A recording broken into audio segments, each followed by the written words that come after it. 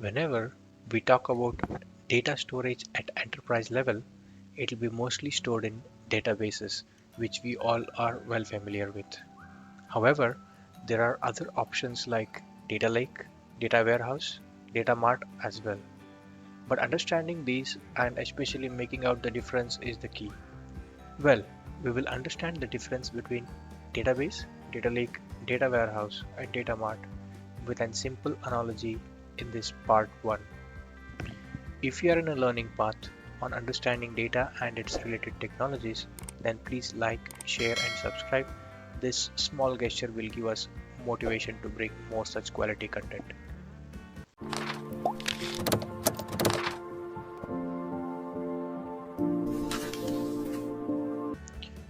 Difference between all these is mainly dependent on four factors: volume, cost, performance, and purpose. Volume is nothing but what kind of device you choose based on the data you want to store. Whether you want to store a small amount of data, whether or you want to store large amount of files and the data is really huge, because each device or any system is designed based on its own volume limitations. And also each systems or storage solutions are built for different purposes.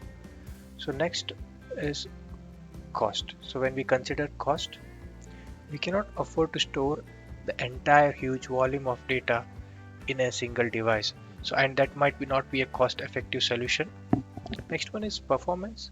Performance is nothing but what is the efficiency that you are expecting from the system after storing the device and retrieving the device. Maybe you might be doing a read operation or write operation. So on top of the data which is stored in the device, and what is the performance that you are expecting from the particular device. And the last one, which is very important, what is the purpose of storage of this data?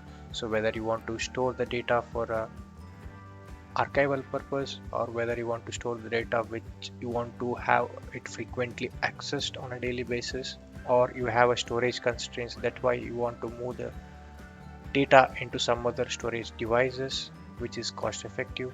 So this all depends on the what application or what purpose that you want to store the data into. Understanding concepts through some simple analogy makes it easy to relate, hence cracking it easily facilitating the learning.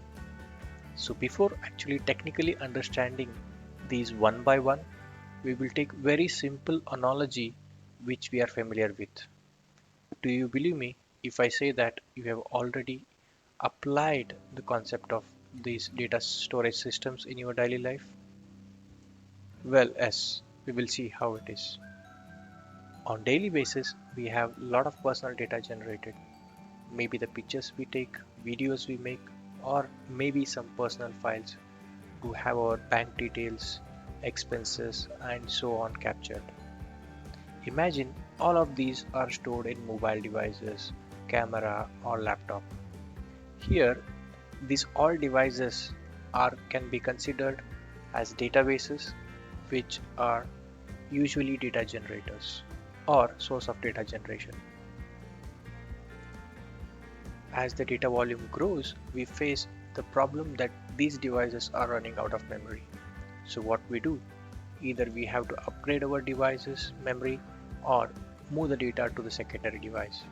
And always second option is the most effective way, and we choose to move the files from our mobile devices or camera laptop to some external hard disk. So we have a good storage space to back up our daily data safely. Here we consider hard disk as a data lake. So next we go on dumping the data to the hard disk for years, and the data starts piling up and it becomes really difficult to find the files that we need. Say for example, I need to search my photo which was taken 4 years back, then it's difficult to dig through this entire data, right? Then what is the best option we can have? Yes, we can organize the files in some proper folder structure. Maybe we can have some folder specific to years, month, or we can have a folder specific to some events like a birthday party or marriage party. So by well organizing the data, problem of searching the file is made easy or minimal. Here we consider organized data storage as data warehouse. Next, say we want to go to some trip and we want to load some of the music of our choice to our iPod. What we usually do, we copy only the best of our songs or music we want to hear during our trip from the hard disk to our iPod.